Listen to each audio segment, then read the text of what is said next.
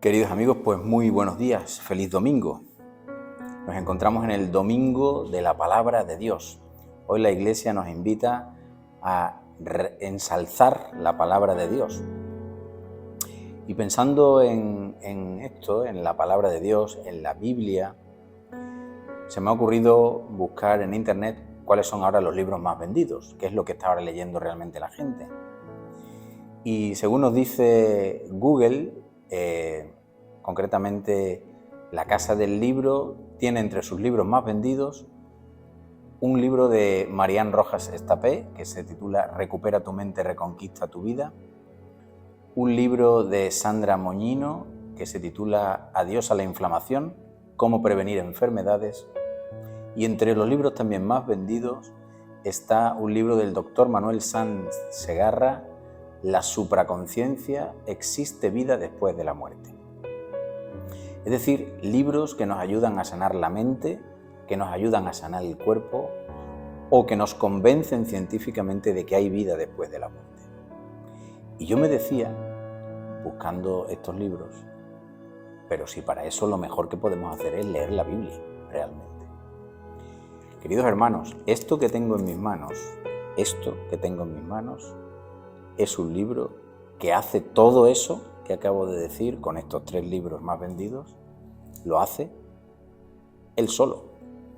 Porque esto que tengo en mis manos no es un solo libro, son muchos libros, concretamente 74 libros, con diversos autores, de diversas culturas, de diversos momentos históricos y sociales. Es decir, hay mucha verdad aquí contenida. Y seguramente que tengamos esto en la casa, tengamos allí una Biblia. Es probable que la tengamos, no sé, de adorno, no lo sé. Pero ciertamente, si esto lo tenéis en casa, tenéis un enorme tesoro en casa. Y verdad que esto que tengo en la mano, la pregunta que a mí me surge para todos vosotros es, ¿lo consideramos un libro viejo o un libro actualizado? ¿Consideramos que se trata de un libro que ya no dice nada o que sirve y salva?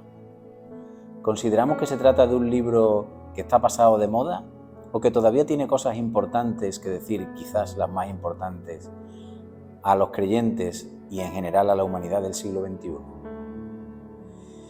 Pues todas estas preguntas me surgían a la hora de analizar esta comparativa entre libros, ¿no?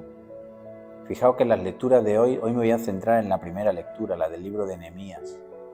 Y dice el libro de Nehemías que una gran asamblea hace 3000 años, una gran asamblea escuchaba con atención.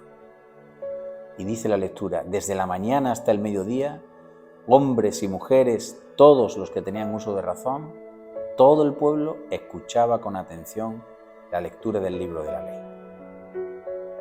Es decir, nos está diciendo la Escritura, los creyentes estamos llamados a escuchar y a acoger la palabra de Dios. Y hacerlo de manera atenta, en todo tiempo y en todo lugar, en cualquier circunstancia. La palabra de Dios debe ser un elemento central en nuestra vida. No sé hasta qué punto la Biblia, la escucha de la palabra, es central en vuestra vida, pero debería serlo. Es una palabra que está viva, que está actualizada y que es eficaz, a pesar de que hay partes ahí que se escribieron hace más de 3000 años. Esto es verdad, pero sigue siendo igualmente eficaz y actualizada. Porque es una palabra que no miente, es una palabra que es eterna, es una palabra que está por encima de modas, ideologías y tendencias, es una palabra que va directa al corazón, es una palabra que está llena de esperanza y que sana por tanto nuestra mente cuando se ha apoderado de nosotros la desesperanza y que además nos propone modelos de creyentes que se han fiado a tumba abierta del autor de la palabra. Esa palabra se proclama. Fijaos que la lectura de Nehemías nos dice que es proclamada en presencia de hombres y mujeres que la escuchan. Y el pueblo lloraba oyendo las palabras de la ley. Es decir, la palabra produce una conmoción interna. Hemos de pasar de escuchar simplemente la palabra de manera quizá distraída, pasiva o poco receptiva. Hemos de dejarnos mover interiormente por la palabra. Que esa palabra llegue a nosotros, creernos de verdad que esa palabra es de Dios y viene hoy aquí a mí, a decirme cosas. Si no somos capaces de creer esto, evidentemente no dejará de ser una palabra escrita en un libro viejo que ya no dice nada. Pero si somos capaces de vivir esto con fe, de dejarnos conmover interiormente por la palabra, estaremos en otra perspectiva, estaremos en otra historia. Hemos de dejar a la palabra que cale en nuestro corazón y nos transforme. Y para ello es preciso hacer silencio y es preciso meditar. Es preciso, por tanto, tener tiempo. El tiempo es necesario, porque necesitamos tiempo para hacer silencio. Necesitamos tiempo para que nos llegue la paz. Necesitamos tiempo para que en nuestro interior las cosas se calmen, para poder meditar con atención y con serenidad una palabra que no debe estar rodeada de ruidos ni de noticias falsas, que no tiene nada que ver con lo que se nos dice a través de las redes sociales. Tiempo y silencio, queridos amigos, justo lo que se han empeñado en quitarnos. Existe toda una estrategia diseñada para que tú y yo no tengamos ni un solo minuto de silencio al día. Y si no, haced la prueba. Pensad cuántos minutos de esta semana habéis tenido para hacer silencio, para tener un rato para vosotros. ¿Habéis pensado esto? ¿Habéis pensado alguna vez por qué les interesa tanto a los que dirigen nuestras sociedades el tiempo y quitarnos el tiempo y el silencio? Pues sencillamente porque cuando hacemos silencio ocurren dos cosas. Por un lado, empezamos a conocernos mejor a nosotros mismos y por otro lado, Dios va a hablar. Por eso funcionan también experiencias como el Camino de Santiago o estos encuentros de Emaús o de amor conyugal, etcétera, etcétera.